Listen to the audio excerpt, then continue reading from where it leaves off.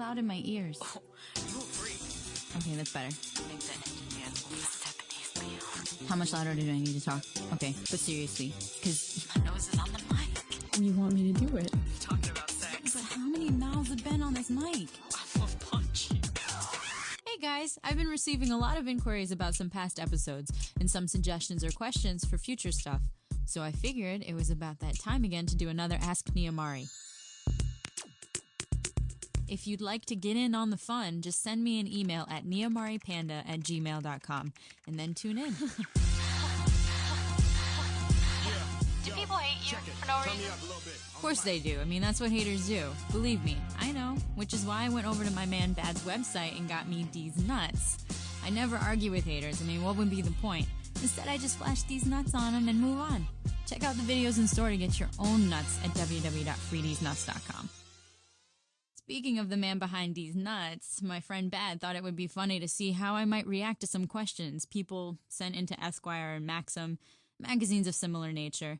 So these are the few that he picked out. I heard there's a place in a woman's vagina called the cul-de-sac that's even better than the G-spot. How do I find it? I had to read this question a second time to really let it soak in, so I'm going to read it again for your benefit as well as mine. I heard there's a place in a woman's vagina called the cul-de-sac that's even better than the G-spot. How do I find it? I'm sorry.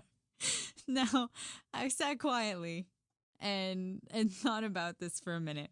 You mean to tell me, sir, that there is something inside me that was created to limit through traffic in residential areas, but when stimulated is better than the G-spot?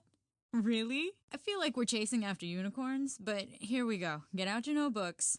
The cul-de-sac is a space above the vaginal apex, above the posterior uterus, and in front of the rectum. Now, if that sounds complicated and well buried, you would be correct. There is no direct way to stimulate the cul-de-sac during sexual activity. It can be indirectly stimulated by stimulation of the cervix or posterior fornix. The cervix projects down into the vagina near its apex, leaving a circular recess around it called the vaginal fornix. So, is this cul-de-sac really the last unicorn? Yes and no. Here are the facts, and you form your own opinion. If the penis thrusts deep enough to contact the area around the posterior fornix and cul-de-sac, it will inevitably contact the cervix too. Since all of this stuff is in a small area and attached to one another, stimulating one will stimulate the others. So it's questionable as to whether one area is the pleasure spot. Most women think that the ultimate pleasure spot is the clitoris, especially when the clitoris is stimulated along with the outer vagina and the G-spot. Think of that as the south pole of pleasure, and the cervix, posterior fornix, and cul-de-sac as the north pole of pleasure. Which is the ultimate pleasure spot? 99% of women would choose the south pole any day. For some women, the north pole isn't the ultimate pleasure spot, it's the I want to rip my vagina out spot. Something about pounding into my cervix doesn't really get me all hot and bothered. Plus, if this guy needs to write in about some magical spot he heard about, then clearly he hasn't even mastered the south pole of pleasure and is looking for some kind of miracle. I got one for you. Stop sucking. Learn how to please your lady and stop chasing ponies. Get your ass up and hurry. Next question. Ice Cube, baby. My boyfriend is too enthusiastic during sex. How do I ask him to tone it down without offending him or killing his enthusiasm? Sorry, what? Your boyfriend, what? Is too enthusiastic during sex? Wow. Maybe you should stop being such a frigid bitch. Okay, wait, now maybe that was a little harsh. She kind of sounds shy, so I'll cut her some slack. Too enthusiastic is never a bad thing, honey, unless you're being asked to do something that makes you uncomfortable. In that case, just tell him you don't roll like that. I mean, I don't suck anything unless it's going inside me. I mean, we all have our do's and don'ts. But if you want him to settle with missionary sex, buy a real sex doll instead of dating a man. That way you can lay on it like a dead fish and buy your man a hooker so you both can be happy. Next, I'm on a roll. The first couple of times my girlfriend orgasmed during intercourse were right after I said, I'm going. Now every time I say it, whether or not it's true, she seems to orgasm. Could it be she's classically conditioned to go when I say the magic words?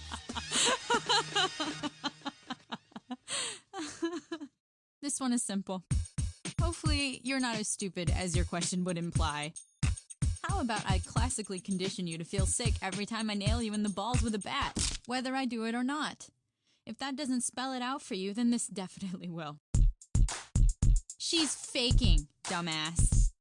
I can't believe that someone would actually think for a second he had his girlfriend trained like a dog to come whenever he said the magic words, I'm going.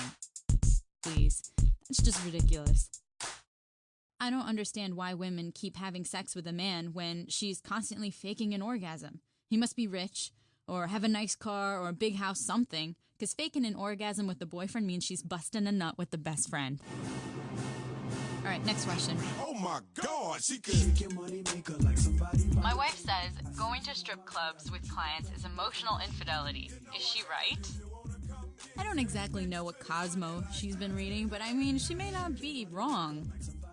I don't know what kind of clientele you're exactly working with if you're entertaining them at strip clubs.